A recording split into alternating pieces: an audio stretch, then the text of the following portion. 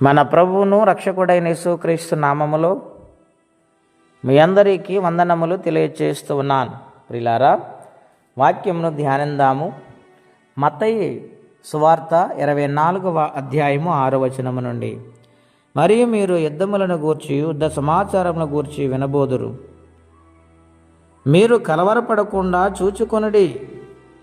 ఇవి జరగవలసినవి గాని అంతము వెంటనే రాదు. ప్రియులారా, యేసుప్రభువు వారు శరీరధారి ఉన్న దినాలలో ఆయన ఇంకా శిలువయాగమవటానికి ప్రయాణము చేస్తున్నారు. యెరూషలేములో దేవాలయములు ఆ కట్టడాల మధ్య ఆయన నడుస్తూ ఉండగా శిష్యులు ఆయనతో మాట్లాడుతూ, ఈ దేవాలయమును ఎంతో పేరెన్నికగన్నది, ఈ కట్టడములలాగా కట్టించారని చెబుతూ ఉంటే యేసుప్రభువు వారు ఆలోచన చేసి, ఇదంతా జరిగింది, ఇప్పుడు జరగబోయేది నేను చెప్తాను, మీరు వినండి అని రానున్న దినాలలో ఇక్కడ రాయి మీద రాయి ఒకటి ఉండదు అని చెబుతూ అంటూ ఉన్నాడైనా. యుద్ధాలు జరిగితే భూకంపాలు వస్తాయి, కరువు కాటకాలు వస్తాయి అని శిష్యులతో మాట్లాడుతూ అంటుండగా వారు ఆశ్చర్యపోయారు. ఇవి ఎప్పుడు జరుగుతాయి, ఏ కాలంలో జరుగుతాయంటే ఆయన ఒక సూచన చెప్తూ ఉన్నాడు. మీరు యుద్ధముల గూర్చి యుద్ధ సమాచారం గూర్చి వినబోదురు. అవి జరుగుతూ ఉంటాయి, కరువు కాటకాలు వస్తాయి. అయితే మీరు కలవరపడకుండా జాగ్రత్తగా సిద్ధపాటు కలిగి ఉండాలి. అంతము వెంటనే రాదు. అంతమును గూర్చి ఆ తండ్రి ఒక్కడికే తెలుసు. గనుక సిద్ధపాటు కలిగిన వారుగా యుద్ధానికి ప్రారంభముందని ఎలాగ అలర్ట్ అవుతారు, ఎలాగో సిద్ధపడి ఉంటారు, అలాగునని మీరు సిద్ధపడి ఉండాలని జరగబోయేది ఆయన చెబుతూ ఉన్నాడు. ఆ జరగబోయే దినాలు ఏమిటని ఆలోచన చేస్తే ఈ దినాలే. ఎక్కడో ప్రపంచములో యుద్ధాలు జరుగుతున్నాయని వినేవారము.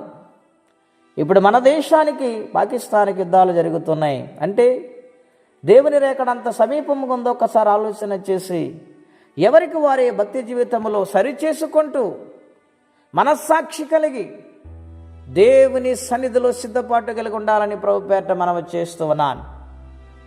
ప్రియులారా, దేవుని యొక్క రాజ్యానికి సిద్ధపాటు లేకపోతే, నిర్లక్ష్యము చేస్తే, లెక్కలేని తరముగా ఉంటే ఏ మాత్రము మంచిది కాదని ప్రేమపూర్వకంగా దైవజనుడిగా మనం చేస్తూ ఉన్నాను. కాబట్టి యుద్ధ సమాచారాల గురించి మనం వింటున్నాం, చూస్తున్నాం.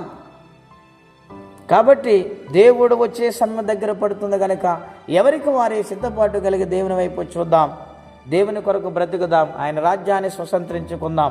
లోటుపాటులుంటే దేవుని ఎదుట ఒప్పుకొని విడిచిపెడదాం, ప్రభు కొరకు జీవించేవారుగా మారదాం. అట్టి కృపా తీర్మానం పరిశుద్ధాత్మదేవుడు మనందరికీ దయచేయునుగాక. ప్రార్థనండి. అత్యంత కృప కలిగిన దేవా, మహోన్నతమైన మీ నామము కొరకై స్తోత్రములు చెల్లించుచున్నాము. నాయన, మీరు చెప్పినట్లుగా, మీరు మాట్లాడినట్లుగా, మీరు బోధించినట్లుగా యుద్ధ సమాచారాలు వచ్చేసాయి ప్రభువా. నాయన, మమ్మలను క్షమించము, మా అపరాధములు క్షమించము. పరిశుద్ధుడైన నీ ఎదుట నిలబడటానికి ప్రభువా అర్హత లేని మా జీవితాలను అర్హత కలగచేయండి. మా పాపములు క్షమించి నాయన నీ సన్నిధిలో నిలబెట్టి సాక్షులుగా ఉండటానికి మీ రాజ్యానికి వారసులుగా మార్చండి. ఏ సమయమో ఏ గడియో తెలియదు నాయన, మమ్మల్ని క్షమించి నాయన మీ రాజ్యమును ఎదుర్కొనేవారిగా, మెలకుగుండి ప్రార్థించేవారిగా కృపా సహాయము దయచేయమని. ఎవరి కష్టముల బాధలు ఇబ్బందులు ఉన్నారో వారికి నీ సహాయము చేయమని, దేశమునకు నెమ్మది సమాధానము కలగచేయమని యేసయ్య నామములో ప్రార్థించి వేడుచున్నాము తండ్రి. ఆమేన్. దేవుడు దీవించునుగాక.